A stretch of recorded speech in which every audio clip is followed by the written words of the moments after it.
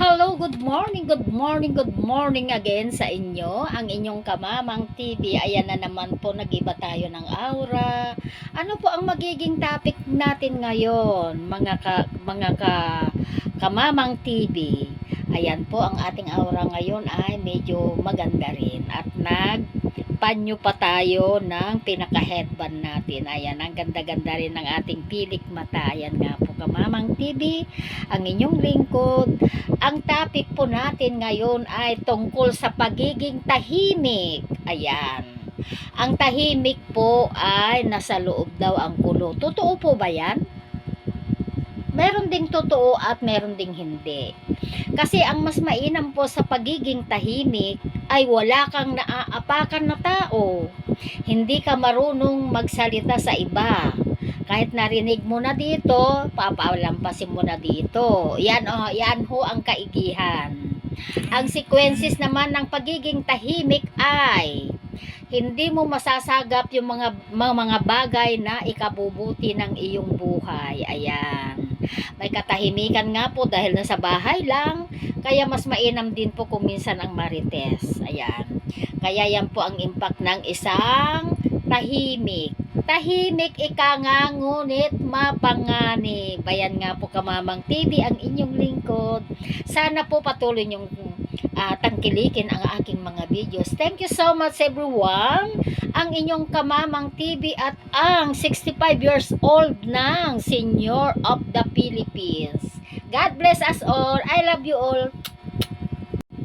Hello again. Hello, hello, hello, hello, hello, hello, hello. Ayan nga po. Dahil nga po Marso na ngayon ay mabili na po ngayon ang mga milk tea at saka halo-halo. Ayan, my favorite. Diyan nga po nagkaroon ako ng sakit sa kami milk tea ko. Ayan nga po, kamamang TV. Kaya ngayon po, kukwento ko lang po.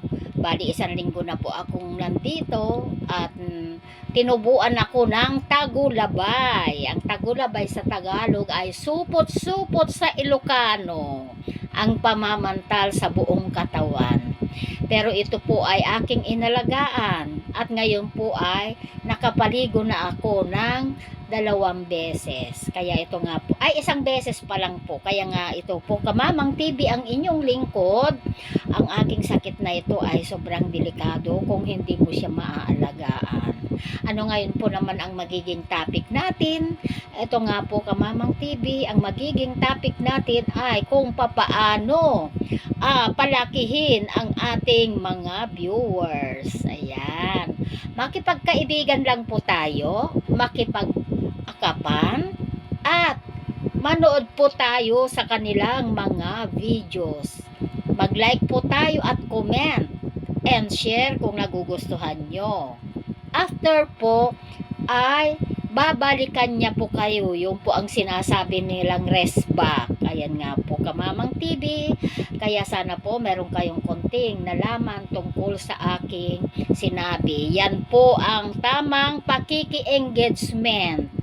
Yung kapag ikaw ay pinasok ang bahay mo at nag-comment sila at nag-like, ganon din po, vice versa. Pumunta ka po sa bahay niya at ganon din ang gagawin mo. Thank you so much.